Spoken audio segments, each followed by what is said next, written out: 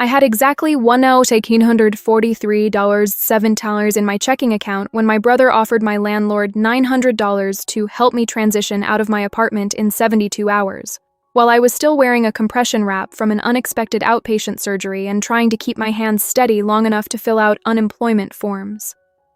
The part that didn't make sense at first was the mystery object. A plain white envelope shoved under my door with no return address, only my name written in block letters like someone didn't want to be recognized by their own handwriting. Inside was a photocopied document with a court seal at the bottom, and a faint gray stamp that read, "Draft, do not file." I didn't know it yet, but the ink pattern in that stamp, barely visible, would end up mattering more than any argument I could have made out loud. The justice part didn't come from a confrontation. It came from paperwork that finally moved faster than my family's lies. Let me take you back. My name is Maren Cole. I'm 31, and until 2 weeks before all of this, I worked in risk and compliance for a regional health tech company in Charlotte, North Carolina. I was good at the job in the quiet way, catching what other people missed, asking one more question before signing off, noticing when something looked technically fine, but ethically crooked. My flaw was simpler. I believed that if I stayed reasonable, other people would eventually meet me there. The layoff happened on a Monday morning, clean and polite. The HR director held eye contact the way people do when they're trying to look humane. Severance. Benefits. This is not a reflection of your performance. My laptop was deactivated before I made it to the elevator. 2 days later, I was back at a clinic because the surgery I'd been putting off, minor but not optional, had finally become urgent. Nothing dramatic. No hospital bed montage. Just me in a paper gown, signing consent forms with my non-dominant hand because my right wrist was still sore from a fall I'd taken earlier in the month. I remember thinking, stupidly, that at least one part of my life would be handled by professionals. When I got home that evening, I saw the first sign that my family had decided my vulnerability was an opportunity. My landlord had left a voicemail. His tone was friendly, almost cheerful, like he was calling to confirm a maintenance appointment. "Hey Maren, quick thing. Give me a ring when you can." When I called back, he didn't waste time. "There's been an offer to end your lease early," he said. "I know you're month to month now. It's not an eviction, just an early termination agreement. Someone's willing to cover the inconvenience." I leaned against my kitchen counter and stared at the dish rack like it might explain why my stomach was tightening. "Who?" I asked. A pause. Not because he didn't know, because he was choosing how to say it. "Your brother," he admitted. "Evan. He offered $900 extra if you're out in 72 hours. I didn't answer right away. You can feel a betrayal in your body before you can name it. My throat went dry. My hands went cold. I checked my phone screen like I might have misheard him. "I didn't ask him to do that," I said. "I figured," my landlord replied carefully. "But it's a strong offer, and to be honest, I've got someone ready to move in. Higher rent. Quick turnaround." I laughed once, softly, because my body didn't know what else to do. "What happens if I say no?" I asked. He hesitated, then went gentle in the way that isn't gentle at all. "If you miss this," he said, "you lose everything." And then he explained what he meant by everything, like he was reading from a script he'd practiced with someone else. He could serve notice. He could begin the process. He could file for possession. He didn't want to. He was offering a clean solution, the kind of clean that leaves you bleeding anyway. When we hung up, I sat down on my couch and stared at the wall until the room stopped spinning. Then I called Evan. He picked up on the second ring like he'd been waiting. "Hey sis," he said, bright. "You good?" I didn't match his tone. I didn't ask how his day was. I went straight to the point. "Did you pay my landlord $900 to get me out in 3 days?" He didn't deny it. He sighed, like I was making him say something obvious. "Maren, you've been floating," he said. "You know that. You needed a push." "A push," I repeated. Don't do that, he said, still calm. Don't twist it. I'm trying to help. You were going to sit in that apartment and spiral. Mom and Dad agree. This is an intervention. I looked down at my wrist brace and felt a strange, hot calm bloom behind my ribs. You talked to Mom and Dad, I said. Of course, he said, like it was normal to coordinate my homelessness as a family activity. We're worried about you. Worried wasn't what this was. Worried people offer a couch. Worried people ask what you need. Worried people don't hand your stability to a stranger with keys. I ended the call without yelling. I put the phone face down, and for a long minute, I didn't move. I wish I could say I immediately did something brilliant, some heroic pivot that turned the story in one clean motion. I didn't. I did the responsible things first. I checked my bank app again. Like staring harder would change numbers. I refreshed job postings. I made a list of bills due. I started packing a bag because sometimes your body prepares for disaster before your brain admits it. Then, close to midnight, I heard paper slide under my door. That's when I found the envelope. No postage, no return address, just my name. Inside was a document titled, Notice of Intent to Terminate Tenancy, Immediate Possession, with my apartment address typed at the top. It looked official enough to scare someone who didn't know what they were looking at. But I did. There were problems. Small ones. The font shifted in places, like it had been copied and pasted. The spacing around the dates was inconsistent. And at the bottom, faint, almost hidden, was that gray stamp. Draft. Do not file. A chill moved across my skin that had nothing to do with the air conditioning. This wasn't my landlord being aggressive. This was someone trying to manufacture panic. I read it again, slower. It referenced a lease violation I'd never been notified of and listed a service date that hadn't happened. It also included a signature line for me to acknowledge voluntary surrender of possession.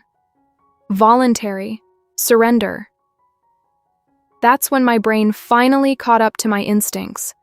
They weren't just trying to get me out. They were trying to get me to sign something. I didn't sleep that night. I sat at my kitchen table with my laptop open, Googling phrases from the document, looking for templates, comparing formatting, matching language. Around 3 a.m., I found the exact same wording on a landlord association site, free PDF template. And the footer on the template had a clue most people never notice.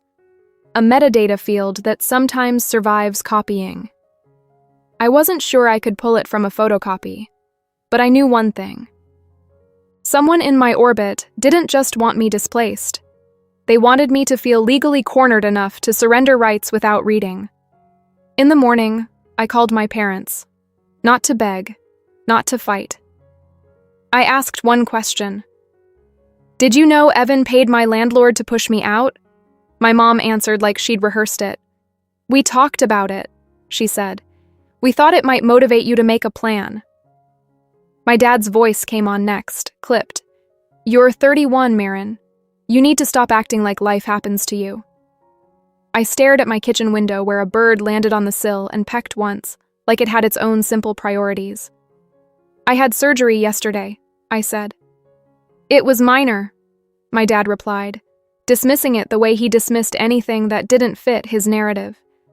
I felt something go quiet inside me again, deeper than anger.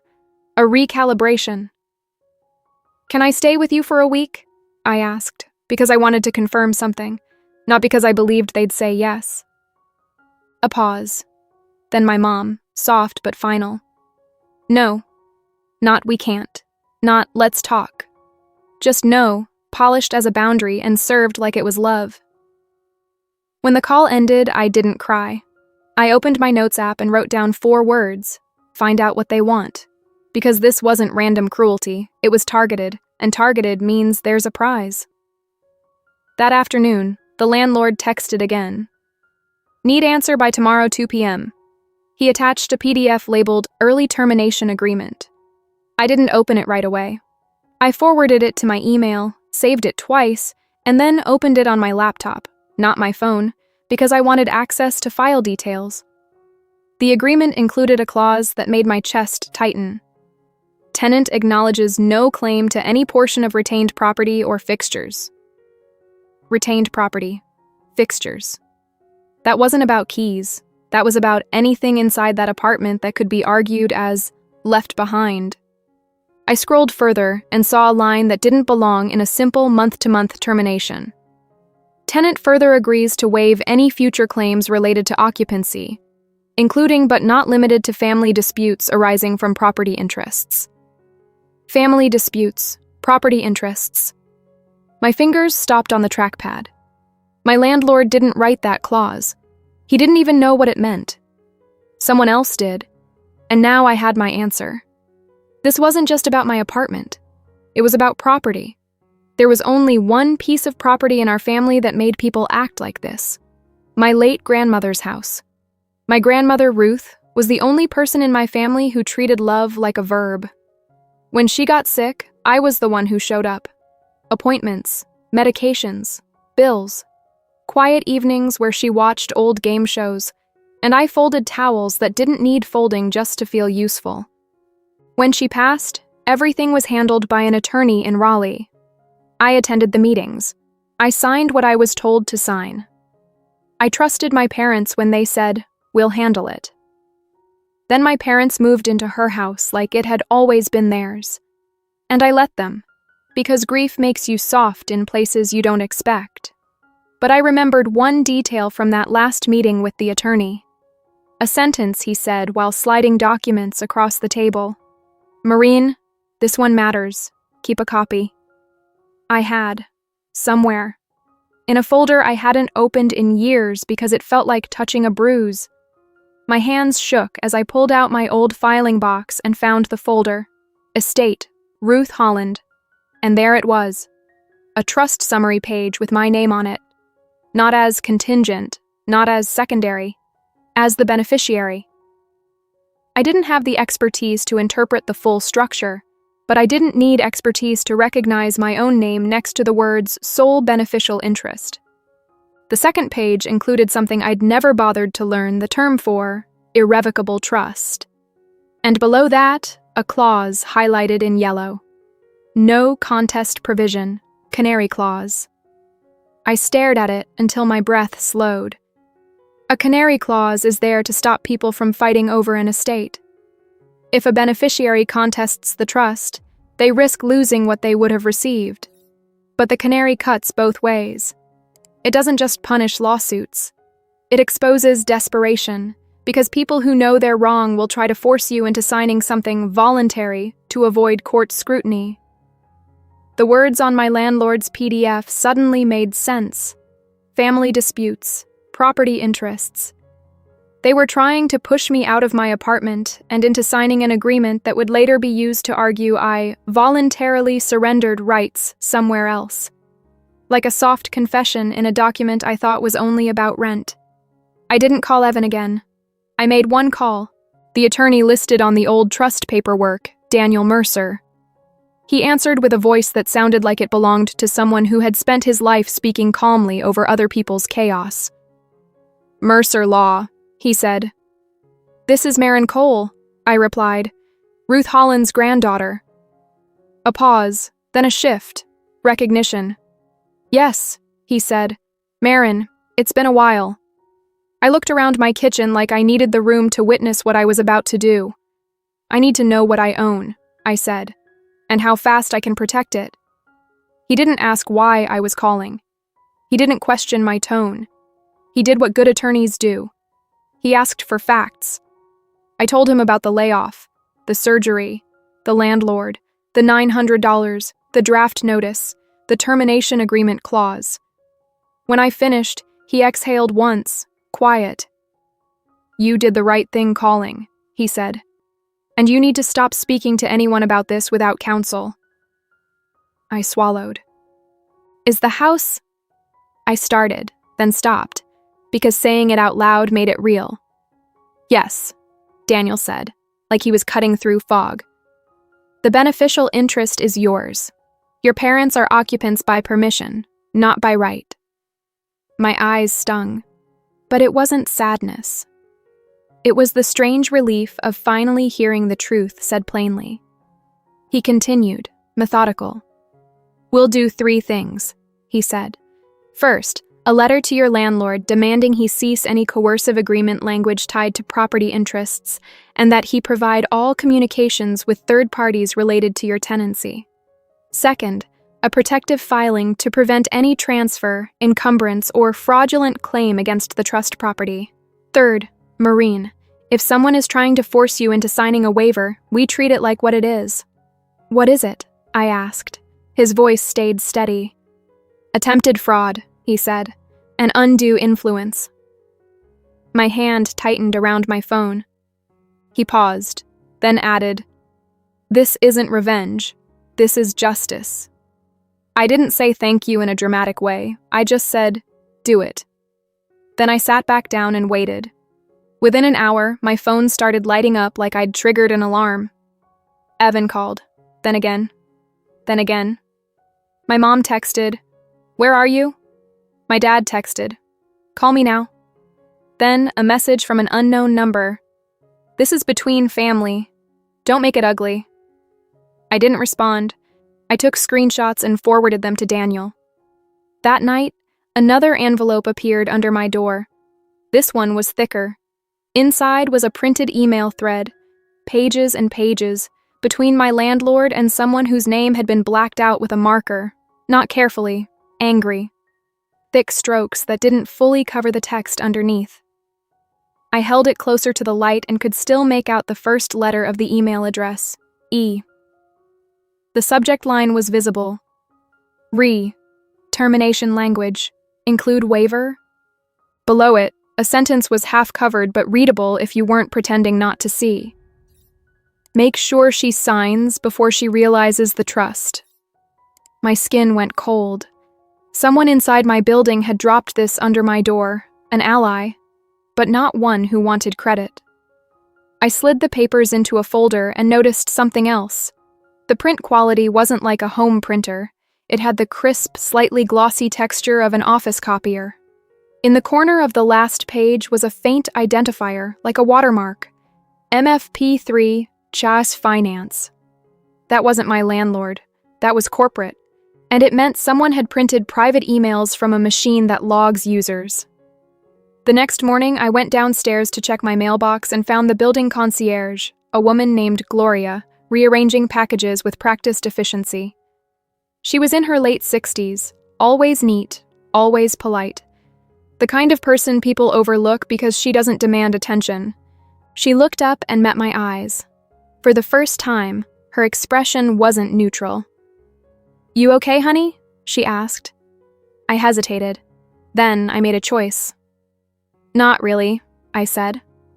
Her gaze flicked down to the envelope folder in my hand. "That paper under your door," she said quietly, not phrased as a question. My breath caught. "You—" I started. She held up a hand, gentle. "Not me," she said. "But I know who, and I know why." I stared at her. Gloria glanced around the lobby, then nodded toward the small seating area near the mailboxes where security cameras covered the space. "Sit," she said. "Right there, where it's recorded." I sat. My heart hammered like I was about to confess something illegal, even though I'd done nothing but survive. Gloria lowered her voice. "I used to be a paralegal," she said, like she was telling me she used to play piano. 30 years, probate, trusts, civil litigation.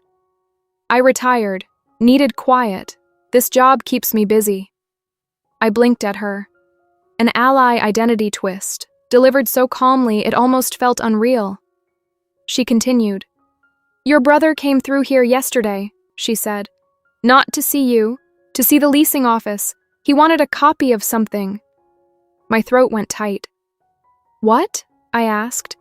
Gloria's mouth pressed into a thin line. "Your building doesn't keep landlord paperwork," she said. "But we do log who asks. He tried to charm me, tried to say it was for your benefit." People always use that phrase when they're about to do harm. I swallowed. Did he get anything? I asked. No, she said, because I don't hand out documents without authorization, and because I took a photo of the sign-in sheet after he left. My pulse jumped. Why? I asked.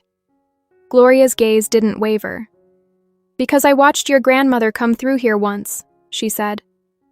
Years ago. She was visiting you. She talked about you like you were the only one who ever really listened.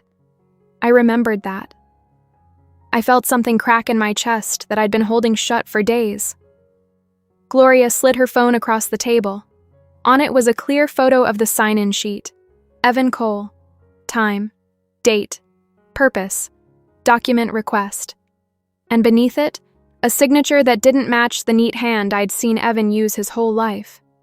It was shaky, forced, like someone forging their own name to appear official. I took a photo of the photo and sent it to Daniel. Then Gloria said something that made my hands go cold again. I also saw him with a man, she said. Not family, suit, briefcase. They were arguing in the lobby like they thought nobody mattered enough to notice. The man said, if she doesn't sign, we can't clean the title. Clean the title. That wasn't about my apartment. That was about the house. That afternoon, Daniel called me back. We pulled trust property records, he said. There was an attempt last month to file a deed correction. It didn't go through because the registrar flagged an inconsistency. My mouth went dry. What inconsistency? I asked. The notary, he said.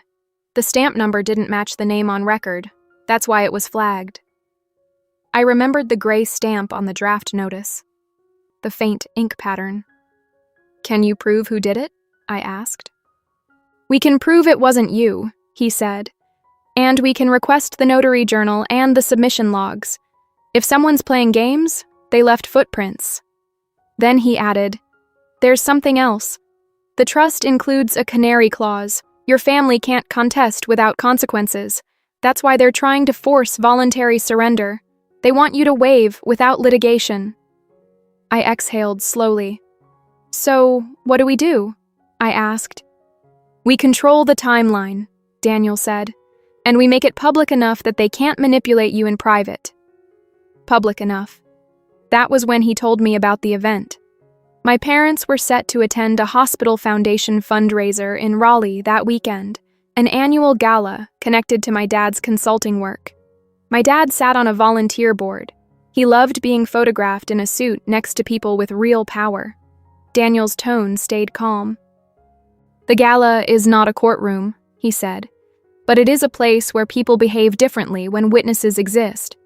And I can have a process server deliver legal notice there, cleanly, professionally. A beat of silence. You want them served in public? I said, not as a question. I want them served where they can't pretend they didn't receive it, he replied. And where they'll be careful, because board members don't scream at their daughter in front of donors. I stared at my apartment walls, the same walls my brother wanted me to vacate like I was a stain. Do it, I said again. The next day, my landlord's tone changed. He called me mid-morning, voice tight. Marin, he said, I received a letter from an attorney. I didn't realize... No, I said calmly. You did. You just thought it wouldn't matter. He exhaled, defensive. I'm not trying to harm you, he said. I'm not interested in your intentions, I replied. Only your documents. Please send me every email you've received about my tenancy from anyone besides me. Silence. Then, I'll forward what I have, he said, like he was swallowing the fact that he'd been caught. When he did forward it, Daniel and I noticed the first real evidence twist, the PDF metadata. Even without opening the file, the email attachment showed a file name before it had been renamed. Termination Agreement, Marin Final, EvanEdit PDF, EvanEdit. And when Daniel pulled full metadata from the PDF, it included an author tag that hadn't been scrubbed. Author, Cole created on OfficeJet Pro MFP3 Department, Finance. I didn't need a dramatic confession. I had timestamps. Machines don't get emotional. They record. By Friday night, Evan's texts stopped sounding confident and started sounding scared. Why are you doing this? We're trying to help you. Call me before you ruin everything. My mom sent a longer message, the kind that tries to be tender while still being a trap. We love you. Please don't let a lawyer turn this into something it isn't. I didn't respond. Saturday evening, I didn't go to the gala. I didn't want to watch them smile under chandeliers like my life wasn't being dismantled behind the scenes. Instead, I sat on my couch with a cup of tea I didn't taste and watched my phone for updates from Daniel. At 7:42 p.m., he texted one sentence. Served. A minute later, my phone exploded. My dad called. My mom called. Evan called from a number I didn't recognize. Gloria's words came back to me. Sit where it's recorded. I didn't pick up at home. I went downstairs to the lobby, sat in full view of cameras, and answered my dad's call on speaker, not loud enough for strangers to hear, just loud enough to make myself behave like someone who keeps records. His voice was tight, furious, trying to sound controlled. What did you do? He demanded. I protected myself, I replied. Evan's voice cut in from the background. He must have been with them, probably in a hallway at the venue, away from donors.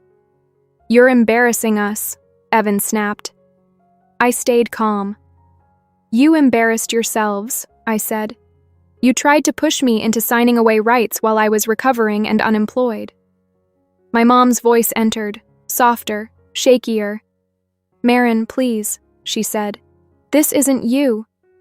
I almost laughed, not because it was funny, because it was the oldest trick in our family. If I asserted a boundary, I was not myself.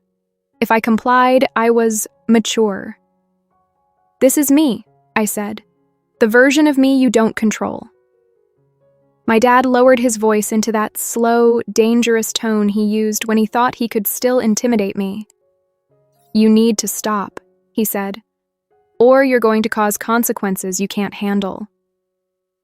I looked up at the lobby camera and felt something settle into place. No, I said. I'm not stopping. Then I hung up. I put the phone face down. And I waited. 2 days later, Daniel filed for a temporary restraining order, TRO, to prevent any further attempt to alter trust property documents or coerce me into waiving rights. He also initiated a formal request for the registrar's submission logs and the notary journal associated with the rejected deed correction attempt.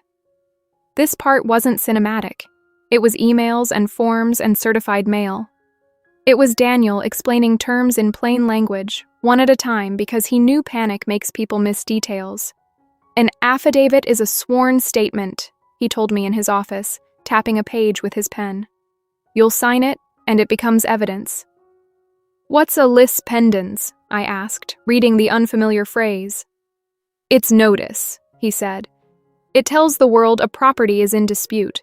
It makes quiet transfers very loud. And the canary clause? I asked. He leaned back slightly. It keeps them from suing you over the trust, he said. Because if they contest, they risk losing any benefit they'd otherwise claim. It's leverage built into the document.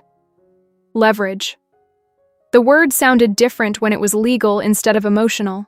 The week dragged. My landlord stopped texting threats and started sending apologetic emails I didn't believe. Job applications blurred together. My wrist healed slowly. My sleep stayed thin. And then, on Thursday morning, Daniel called with a tone I recognized immediately, the sound of a puzzle clicking into place. We got the notary journal, he said. My throat tightened. And? I asked. There's an entry for the deed correction attempt, he said. And it lists the signer as Marin Cole. But the ID number recorded is not yours. I closed my eyes. What does that mean? I asked, even though I already knew. It means someone used fraudulent identification, Daniel said, and they had a notary willing to stamp it. My stomach rolled. Can we trace who submitted it? I asked. Yes, he replied. The registrar log includes an email address used for submission. He paused. It's Evan's business email. I didn't scream. I didn't collapse. I just sat down on the edge of my bed like gravity had shifted. Okay, I said, quiet. What happens now? Daniel's voice stayed measured. Now we move into official consequence, he said. We request sanctions, we seek an injunction, we preserve evidence, and we let a judge see the pattern: coercion, fabricated tenancy documents, attempted fraudulent filing. A judge, a room where feelings don't matter unless you can attach them to proof. The hearing was set for the following Monday at the Wake County Courthouse. I wore the simplest clothes I owned that still made me feel like myself. Black slacks, a white blouse, flat shoes. My wrist brace was smaller now, but still visible. I didn't hide it. My family arrived together. Evan in a suit that looked expensive. My dad in his respectable face, jaw tight. My mom looking like she'd been crying in the car but trying to keep it contained. They didn't sit near me. They sat behind their attorney. I didn't turn to look at them once. Daniel sat beside me and whispered, "Let the documents speak." When the judge entered, everyone stood. The room settled into a silence that didn't care who my father thought he was. The opposing attorney tried to frame it as a family misunderstanding. He used the word concern a lot. He suggested Evan had been acting out of protective intent. Then Daniel stood. He didn't raise his voice. He didn't perform. He placed evidence on the record like he was stacking weights. He presented the landlord agreement with the family disputes clause. He presented the draft notice with the draft do not file stamp. He presented the email metadata showing the author as E. Cole, created on a finance department copier. He presented Gloria's signed statement and the photo of the sign-in sheet. And then he presented the registrar log and the notary journal entry showing an attempted deed correction with an ID number that wasn't mine, submitted from Evan's business email.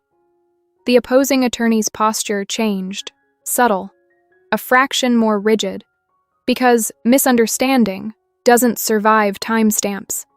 The judge leaned forward slightly, eyes narrowing at the notary entry. "Mr. Cole," the judge said, looking directly at Evan, "did you submit this correction?" Evan's attorney started to speak, but the judge held up a hand. "I asked him," the judge repeated. Evan's mouth opened, then closed. He glanced at his attorney, then at my dad, then, briefly, at me. He looked like someone realizing the room didn't belong to him. I don't recall," Evan said. The judge stared at him for a long moment. Then the judge turned to the opposing attorney. "You may want to advise your client on the meaning of perjury," the judge said calmly. The courtroom went silent. Not a dramatic silence. A practical one. The kind that happens when everyone understands the direction has changed. The judge granted the TRO extension and issued an injunction preventing any further filings or attempts to encumber the trust property without court oversight. The judge also ordered preservation of all digital records related to the documents, emails, copier logs, and any communications with the landlord. When we walked out of the courthouse, my mom followed me into the hallway, voice trembling. "Marin," she whispered, "please. You're tearing the family apart." I stopped walking, not because I wanted to argue, because I wanted to say one thing clearly, once. "No," I said quietly.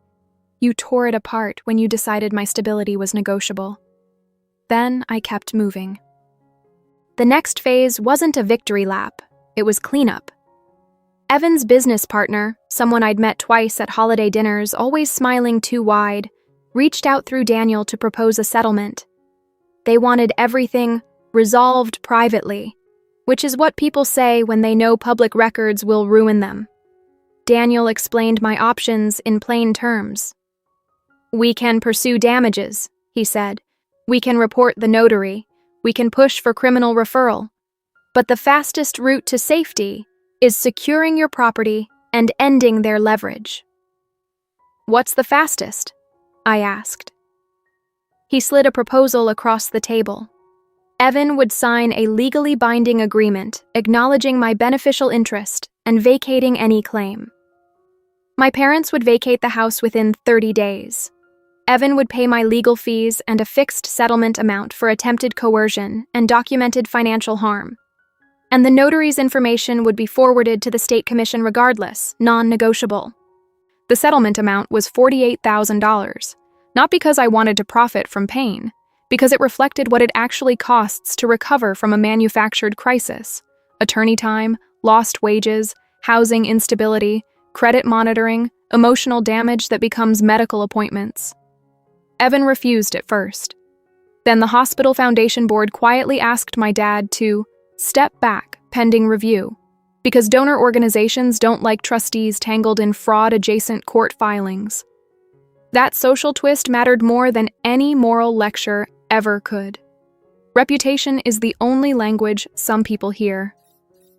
3 days later, their attorney accepted. My landlord, suddenly cooperative, agreed in writing to rescind the early termination pressure and to provide a neutral reference. Daniel also pushed him to disclose the full communication thread with Evan, which confirmed what we'd suspected all along. Evan had drafted the waiver language and pushed the landlord to get her signature fast.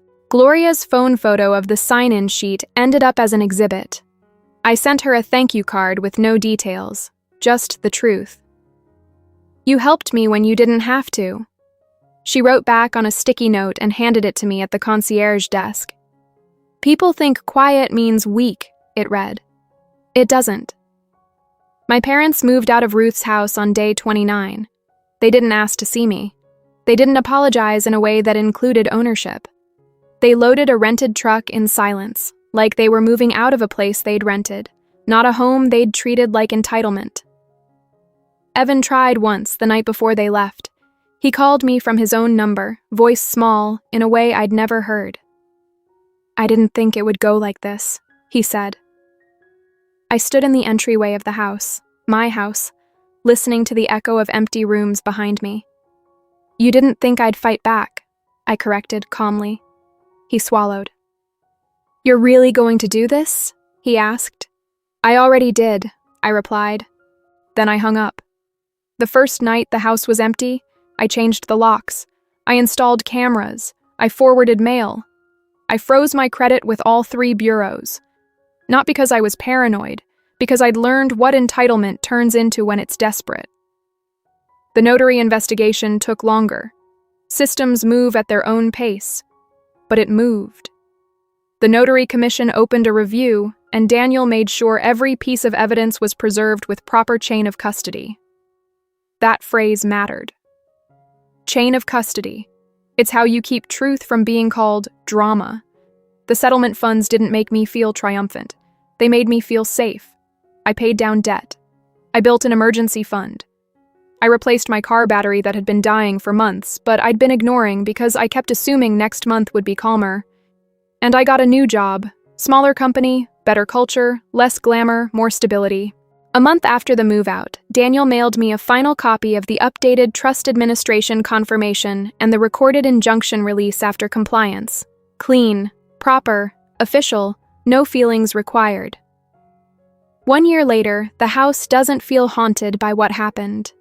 It feels quiet in a way I used to be afraid of, and now I understand as peace. I keep Ruth's photo on a shelf near the kitchen, not like a shrine, just a reminder of the first person who ever modeled steady love without conditions. I host friends for simple dinners. I take my time in the mornings. I read contracts before I sign them. I keep copies. I don't apologize for needing clarity. Evan's business survived, technically, but it shrank. Clients don't like legal smoke, even when there's no criminal conviction. My dad never got his board seat back. My mom sends occasional emails that start with, "I hope you're well," and end with something that still tries to rearrange responsibility. I don't respond. The lesson isn't that family is evil. The lesson is simpler and harder. Some people love the version of you that stays compliant. When you stop being convenient, they call it cruelty. Boundaries aren't loud. They're just consistent. If you're in the middle of something like this, protect the practical pieces first. Pull your records. Check what's in your name. Learn what a canary clause is before someone uses your guilt to silence you. Screenshots matter. Metadata matters. Witnesses matter. And if you need legal help, get it early, before someone convinces you that panic is the same thing as consent. If you've ever had to choose between keeping the peace and keeping your dignity, what helped you finally make the decision? Drop it in the comments and subscribe, because the next story is about what happens when the person who always keeps the family together finally lets go.